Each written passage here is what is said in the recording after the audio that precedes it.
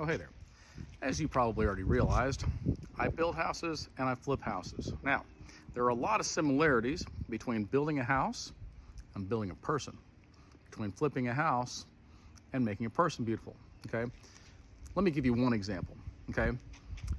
When I come in on day one, it's a process. You don't just walk in and go, cool, the house is done. You have to lay a foundation, you have to get the plumbing underneath there, you have to get rebar, plastic, there's inspections, things, then you pour concrete and so on and so forth. You can't do step 10 on day one.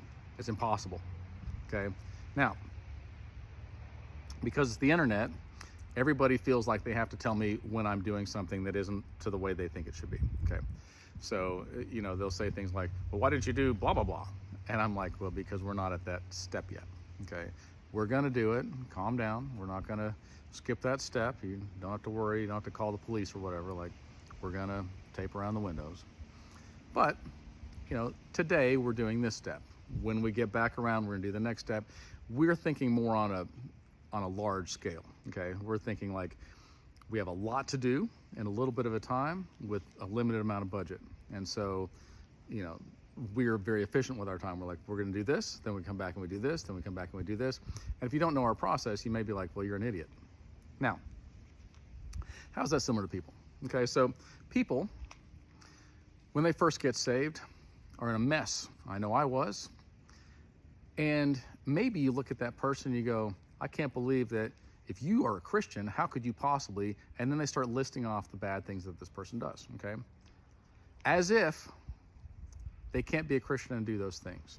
As if what the person accusing them does isn't just as bad, okay?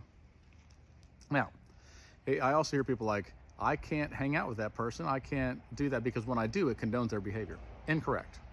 Let me tell you the way that works, okay? When I first got saved, I still had a potty mouth. I still did drugs. I still sold drugs after I was a Christian, okay? There's lots of things that I did that you would look and go, I don't know if you can be a Christian and do that stuff.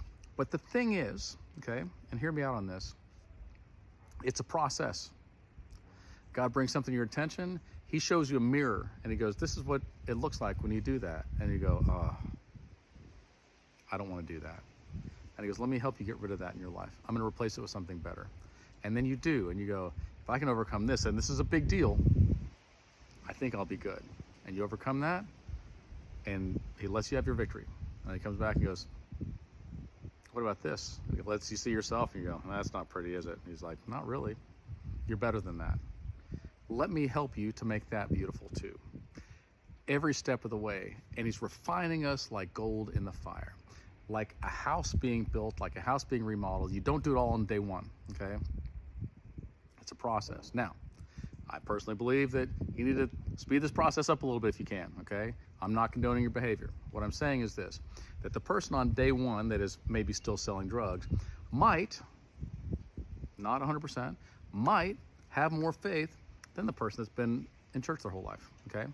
Because this person, it takes a lot of courage to be like, I'm gonna stop doing everything that I know and I'm gonna trust God. That takes a lot of courage and a lot of faith. A lot of believing something that you can't see, that you're not 100% sure about. That takes a lot of faith.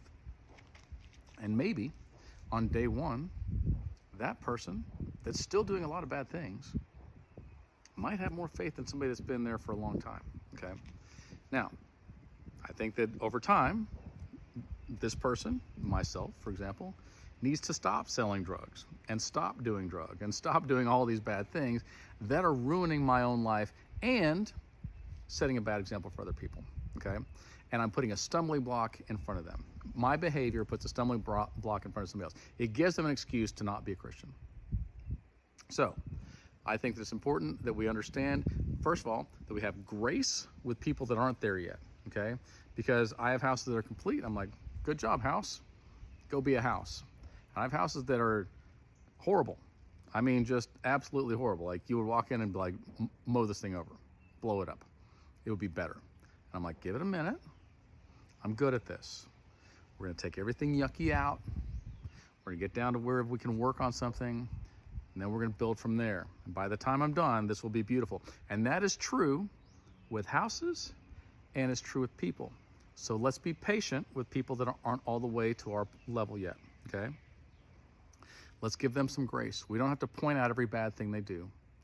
Let's focus on the good things that they do. Let's say, you know what? I am proud of you for doing this. I am proud of you for doing this. I want to encourage you to continue to do good things. It will come. It will come. Be patient, have a little bit of mercy, have a little bit of grace, and understand it doesn't all happen at once. It's a process. But God is refining us like gold in a fire. And by the end of all this, we will be beautiful. Love you guys.